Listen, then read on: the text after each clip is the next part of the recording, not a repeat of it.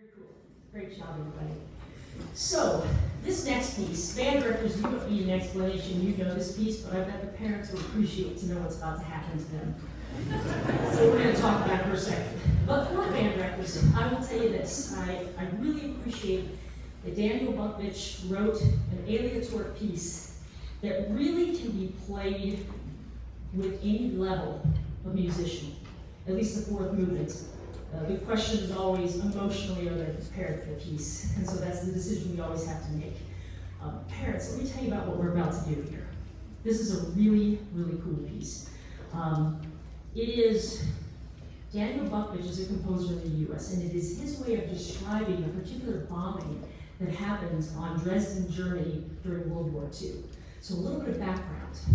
This happened on a Sunday evening, February 14th, 1944 was the bombing. Prior to this bombing, the Allies were starting to get a little bit desperate. It was time for this thing to end, but no one was more desperate than the Nazis at this point. They were starting to actually use young men that were as young as 11 and 12 in the war, and they were really trying to figure out if there was something they could do to hang on. So what they did is they fed incorrect information to the Allies. They told them that they would be stockpiling troops and ammunition in Dresden. And what they actually did is pulled all of that out of there. And they left women and children and injured troops. So they did this to their own people, which is awful. Of course, thinking that this might be a way to end the war, the British and the Americans bombed Dresden, Germany on that night. And it was very devastating. And so, you know, when I do this piece, we were talking about this together. I'm always, the first thing that comes to mind is how grateful I am for our military and how important that is to the safety and security of all of us in this country. And so I look at this as a way to envision what war is like.